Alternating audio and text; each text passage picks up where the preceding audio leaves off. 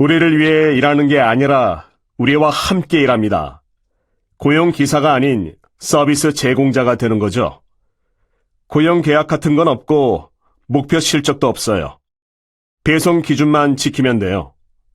임금은 없지만 배송 수수료를 받고요. 출근 카드 같은 건 없고 알아서 일합니다. 자, 이제 서명하면 개인 사업주가 되는 겁니다. 자기 운명의 주인이죠. 영화 미안해요 리키에서 일자리를 알아보러 온 주인공 리키에게 택배회사 관리자가 하는 말이다. 평범한 사람도 사장님이 되고 일하고 싶을 때 일하고 원하는 만큼 벌 수 있다는 달콤한 제안은 최근 급격히 부상한 긱경제의 핵심을 담고 있다. 1920년대 미국 재즈 공연장에서 하룻밤 계약으로 연주자를 섭외하던 데서 비롯된 긱이라는 용어는 오늘날 필요에 따라 임시로 계약을 맺고 단기간 일을 맡기는 경제를 가리키는 말이 되었다. 긱 경제는 분업화, 표준화, 고도의 통제라는 테일러주의의 과학적 관리를 자동화된 원격 기술로 확대 계승했지만 그것의 기반인 디지털 플랫폼과 알고리즘은 고용 중심의 근대적 노동 지형을 완전히 뒤바꾸어 놓았다. 플랫폼 노동자는 공장에 고용된 임금 노동자와 달리 독립적으로 계약을 맺은 개인 사업자로 분류된다.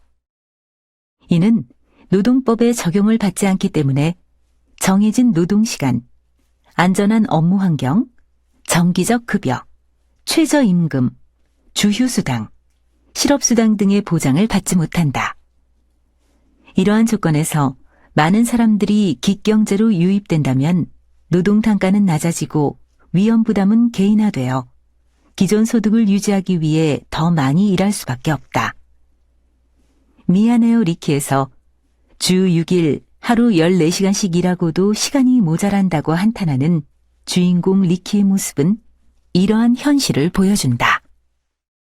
문 앞에 주문한 물건을 놓고 사라지는 택배 노동자는 좀처럼 눈에 띄지 않은 채 일한다.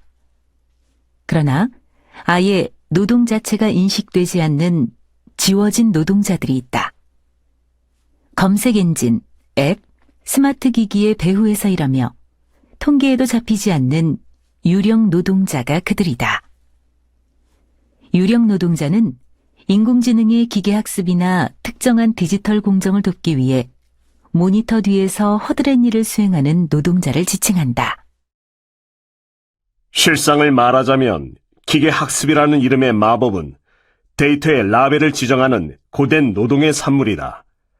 자동화를 신비화하고 숭배하는 문화가 실리콘밸리에 만연해 있지만 그 이면에는 혐오 발언을 가려내고 이미지를 주석화하고 알고리즘에게 고양이 식별하는 법을 가르치는 노동자의 노고가 숨어 있다. 데이터 처리 작업을 위해 노동자를 고용하는 일은 과거에도 있었다. 그러나 아마존의 웹사이트 메커니컬 터크에 올라온 게시물을 슬쩍 훑어보기만 해도 무엇이 달라졌는지 눈치챌 수 있다. 이 플랫폼은 수백 명의 재택근무자를 고용하여 몇 주 동안 처리해야 할 일을 6만 명의 로그인 작업자를 모집하여 이틀 만에 해결할 수 있다고 광고한다. 분초 단위로 측정되는 초단기 미세노동과 건당 단가를 지급하는 도급제 임금의 결합은 노동자를 개별적으로 감독할 필요성을 제거한다. 현대판 디지털 테일러주의는 노동 강도와 시간을 둘러싼 갈등을 노동자 개인의 선택으로 전가하며 표준화된 작업 공정을 통해 전 세계에 흩어져 있는 이질적인 노동자들을 포섭한다. 디지털 기술의 발달은 일과 직업의 급격한 변화를 가져오고 있다. 플랫폼 노동은 더 다양한 부문으로 확산될 전망이며 경기 침체와 자동화로 인해 사라진 일자리는 긱경제로 채워질 가능성이 높다. 긱경제는 사회적 차별이나 만성질환으로 일자리를 구하기 어려운 사람들에게 새로운 기회가 될 수 있고 은퇴자, 장기 실업자, 지리적 소외계층 등 노동시장 밖으로 밀려난 사람들에게 진입장벽을 낮춰줄 수 있다. 또한 소자본, 개인화 기반의 산업 환경은 독립성을 중시하는 세대나 직업 분야에서 매력적인 선택지가 될 수 있다. 나아가 새로운 일의 탄생은 유휴 자원의 효율적 활용 방법이나 새로운 집단 협력 방식을 시사해 주기도 한다. 물론 이러한 낙관적 전망은 성급한 것일 수 있다. 기획 경제가 현재의 형태로 기존의 전통 산업을 대체하게 된다면 고용의 질과 소득 안정에 심각한 악영향을 미칠 수 있다. 그러나 새롭게 창출된 일자리를 부정적 그림자 밖으로 꺼내 공정하고 품위 있는 직업으로 만들 기회는 아직 남아있다.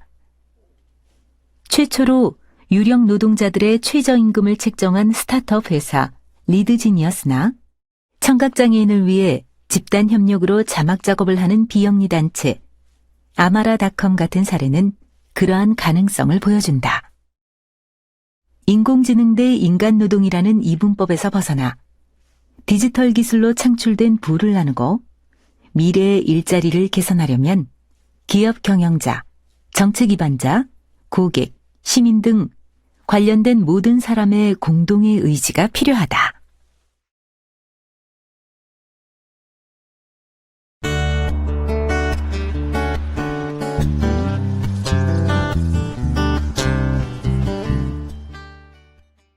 (1935년 4월) 미국의 건축가 프랭크 로이드 라이트는 브로드에이커 시티라는 이름의 이상도시 계획안을 발표하였다. 당시 록펠러 센터에 전시되었던 모형을 보면 과감하게 분산된 저밀도의 낮은 주택들 사이에 넓게 펼쳐진 텃밭을 볼 수 있다. 브로드에이커 시티는 짧은 노동시간과 풍부한 여가라는 미래 삶에 대한 전망을 담고 있다. 라이트는 일주일에 3일만 일하고 나머지 4일은 텃밭을 돌보며 삶을 즐기는 미래가 올 거라고 예측했던 것이다. 노동의 종말은 인공지능의 등장과 자동화 기술로 촉발된 최근의 이야기가 아니다. 일을 줄이고 자유시간을 늘려 사회를 진보시키려는 이상은 수많은 사회 비평가들이 지지했던 생각이다. 진보란 고된 수렵 생활을 뒤로하고 노동시간의 축소와 더 많은 부를 향해 나아간 발전 과정으로 여겨지기 때문이다. 제러미 리프킨은 산업사회가 노예 노동의 종말을 이끌어냈듯이 오늘날 접속의 시대는 대량 임금 노동을 끝낼 것이라고 진단했다. 그러나 노동이 사라진 지구에서 넘치는 여유 시간을 어떻게 보낼지 고민하며 삶의 기술 그 자체를 연마하는 미래는 극히 소수에게만 현재가 되었다. 그러한 미래는 환상일 뿐이며 완전 고용과 임금 노동이 사라지고 불안정 노동이 확대되는 것이 노동의 종말의 실체라고 말하는 학자들도 있다. 현대 사회는 언제든 내일을 할 수 있는 국소수와 어디서도 내일을 할 수 없는 대다수로 양극화되었다는 암울한 진단을 내리기도 한다. 브로드에이커 시티는 오래전 한 건축가의 유토피아적 공상일 뿐일까? 영원한 고용 프로젝트로 다시 돌아가 보자. 이 황당한 일자리는 정규직 임금 노동과 출퇴근이라는 전통적 고용 형태에 생산성 없는 빈둥거림이라는 노동의 결핍을 결합하여 일에 대한 우리의 고정관념을 뒤흔든다. 일의 가치는 소득과 생산성에만 있는 것이 아니라 삶의 의미와 깊이 관련된다. 오래전 에리 프롬은 현대인의 실존 양식을 소유냐 존재냐의 문제로 바라보았다. 개인의 이기심과 경쟁을 원동력으로 삼는 성장 중심 사회는 소유에서 만족을 찾는 사회 구조라 할 수 있다. 그렇다면 능동적으로 타인과 관계를 맺으며 자기 고립을 극복하는 존재 양식은 어떤 사회 구조로 구현될 수 있을까? 대안적 사회를 고민하는 이론가들은 자유와 교환될 부가 쌓일 때까지 생산성의 바퀴를 굴리라고 명령하는 성장 모델에서 벗어나야 한다고 말한다. 미국의 정치학자 조안 트론토는 모두가 돌봄 수혜자라는 토대 위에서 서로의 돌봄 필요를 충족시키는 사회를 대안적 패러다임으로 제안한다. 기존의 사회 구조를 성장이 아니라 돌봄의 관점에서 재편해야 한다는 주장이다.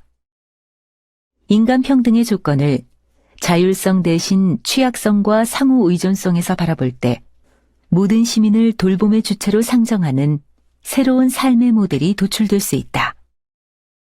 한편 생산과 소비에 포함되지 않아 외면받았던 노동, 즉 설비나 시설 등을 유지 보수하는 노동에 주목해야 한다는 목소리가 대도하고 있다. 기술 혁신을 상찬하는 디지털 경제는 새로운 소비를 창출하는 데 주력하느라 이미 쓰이고 있는 기술이나 사물을 관리하는 필수 노동을 평가절하한다. 그러나 유지보수 노동의 가치는 일상을 영위하게 해주는 기술이 작동하지 않거나 재난이 발생한 뒤에야 드러난다. 우리의 삶을 지탱하는 일상적 기술을 지키고 존중하는 것은 갈수록 복잡하고 재난에 취약해지는 자동화의 미래에 그 중요성이 더욱 커지고 있다. 인간의 노동가치 하락과 일자리의 심각한 양극화는 지금과 같은 방식의 삶이 더 이상 가능하지 않다는 신호를 보내고 있다. 영국의 경제학자 케이트 레이워스는 사회의 목표를 GDP에서 도넛으로 전환한 경제 모델을 발표했다. 도넛의 안쪽은 사회 구성원들의 삶의 존엄성이 최소한도 보장되지 못하는 영역을 상징하고, 도넛의 바깥쪽은 유한한 지구가 견딜 수 있는 것보다 더 많은 것들이 생산 폐기될 때 발생하는 위협을 뜻한다. 지속가능 발전 목표의 틀을 제공한 이 모델은 도넛 내부의 사회적 기초와 도넛 외부의 생태적 한계를 해치지 않는 선에서 안전하고도 정의로운 공간으로 들어갈 수 있는 방안을 탐색하게 해준다. 20세기 인간상이 자기 이익과 경쟁에 몰두하는 호모 이코노미쿠스였다면 21세기를 위해 우리가 그려낼 우리 자신의 초상화는 어떤 모습이어야 할까? 지금 여기에서 이루어지는 삶의 의미와 일의 가치에 대한 역동적이고 풍요로운 생각은 더 나은 미래 사회를 만드는 밑그림이 될 것이다.